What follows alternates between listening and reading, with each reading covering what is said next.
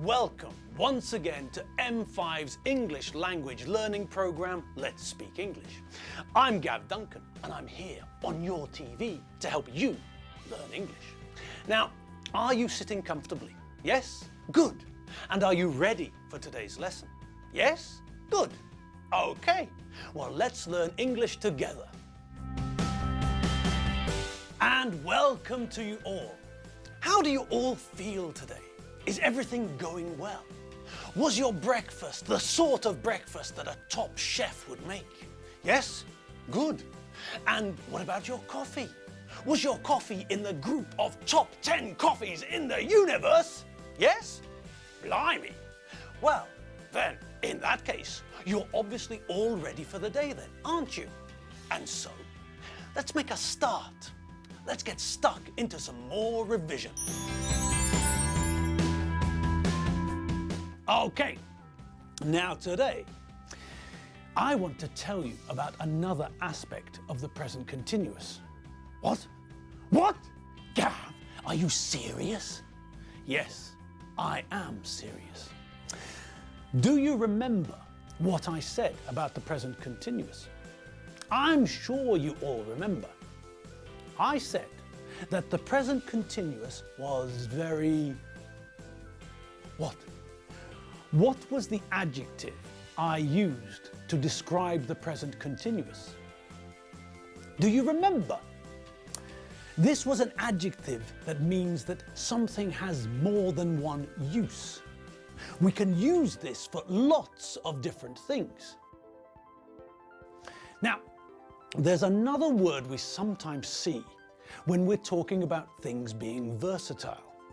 That word is multifunctional.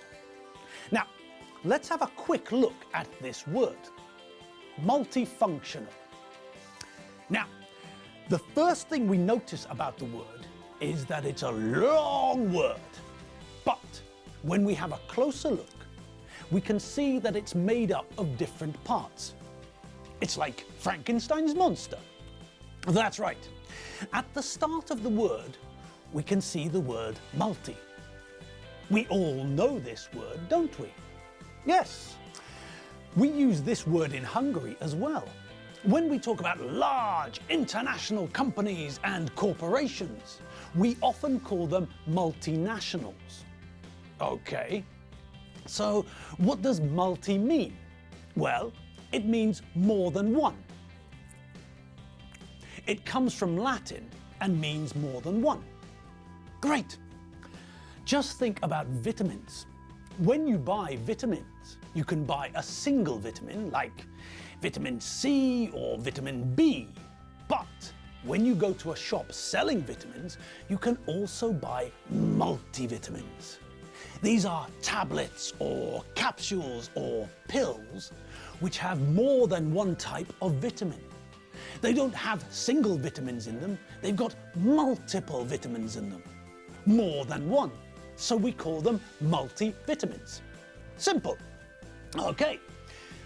So we understand the first part of the word, more than one. Okay. What about the rest of the word? Well, what's the next part? The next part is function. Okay. So what's function? What does function mean? Well, function is really another word for use or purpose, task or job.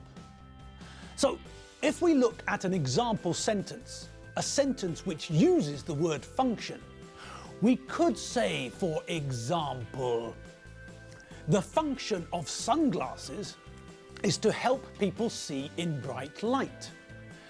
Another example could be the function of a watch is to help people tell what time it is. So, that's function. But what about the word we've got? What about functional? Well, functional means that something is working. You can see and hear me, can't you? Okay.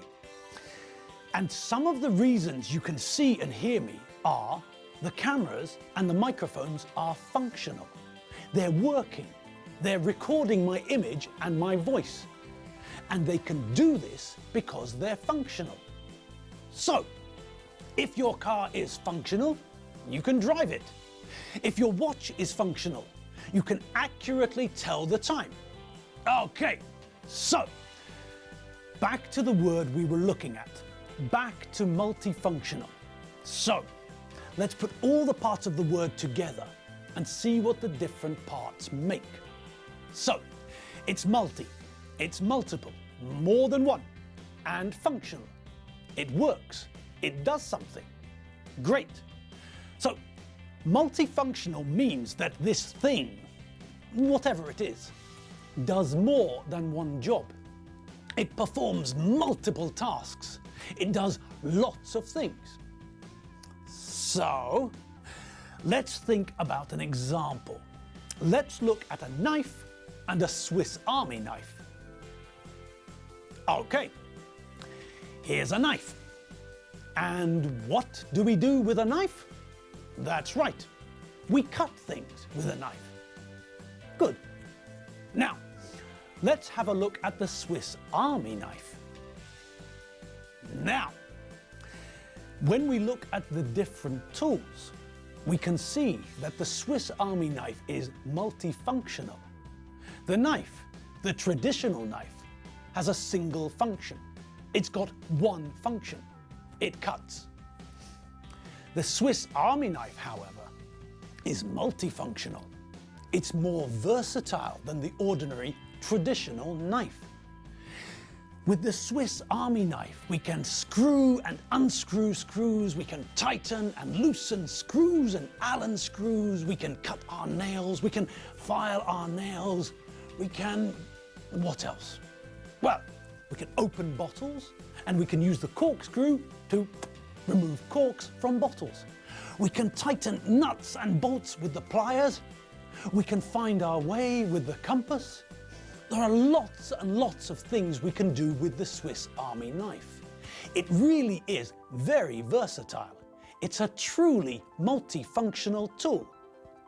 Okay, now something else which is also multifunctional is the present continuous tense, isn't it? That's right.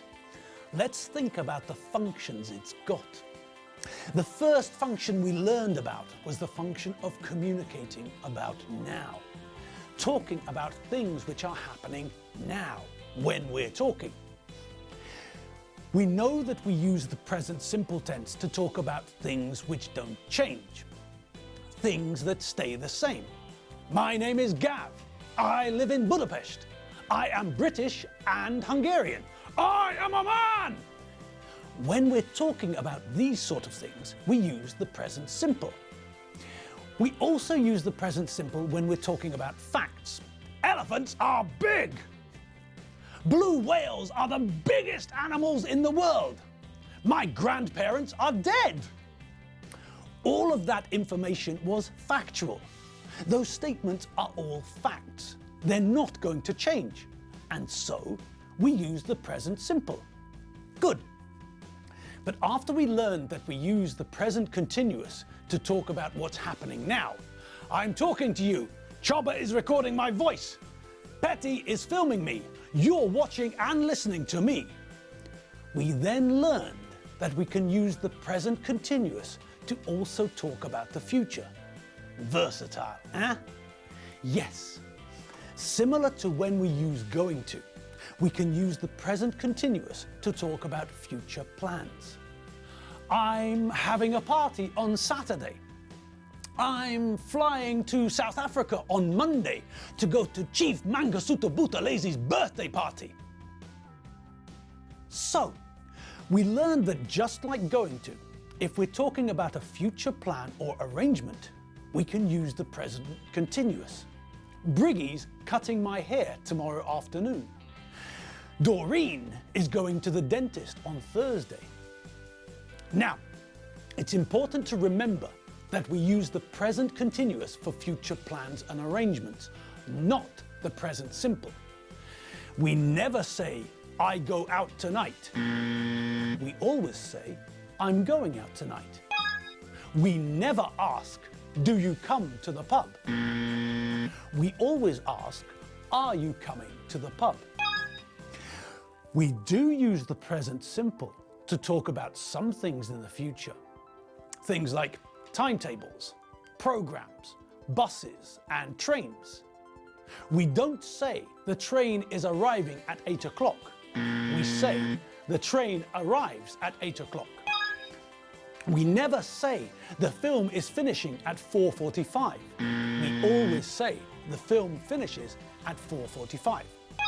Okay, now back to the versatile, multifunctional present continuous, because, wait for it, there's more. Yes, I know. Amazing, isn't it? There's another side to the present continuous, one we haven't looked at yet. So, hang on to your hats, because here we go. Okay, so we know that we can use the present continuous to talk about what's happening now, don't we? Of course we do. That's the first use of the present continuous that we learned, isn't it? Yes, we know that we use the present continuous to talk about what's happening now. Now, have a look at this photo.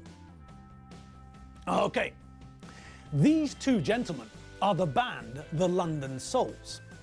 The man on the left of the photo plays the drums and sings, and the man on the right of the photo plays the guitar and sings. Okay, now which tense are we using? That's right, we're using the present simple. And why? Right, again, we're using the present simple because we're talking about what they do in general, things which are generally true. But what about now? Look at the photo. Is Chris St. Hilaire, the drummer and singer, drumming and singing? No, he's standing in front of a brick wall. And what about the man on the right? What about Tash Neal? Is he playing the guitar and singing? No, like Chris, he's standing in front of a brick wall. So, we know that they're both musicians, and we know that one of them plays the drums very well and sings, and we know that the other one plays the guitar very well and sings very well. But now, at the time of speaking, they're not doing those things. They're not making music. Now they're just standing in front of a brick wall, posing for a photo. Okay, so we use the present continuous to talk about what's happening now, at the time of speaking. We also know that we use the present continuous to talk about future plans or arrangements. And now, here's the third way we use the present continuous. Oh no, hang on, we're out of time. Oh no, we were out of time there, and now we're out of time here. Oh well, never mind. I'm sure you all remember the third way that we use the present continuous, don't you? Yes, that's right. It's connected to temporary and permanent, isn't it? Are you starting to remember? Is there a tingle at the base of your skull? Are you beginning to remember what it was that we learned? Yes? No? Well, we'll touch on this tomorrow, but it's good to know that your memories are still operational. Right then, folk, that's all we have for today, so I'll see you tomorrow. Have fun, enjoy yourselves, and www.m5tv.hu. You know. See you later. Bye.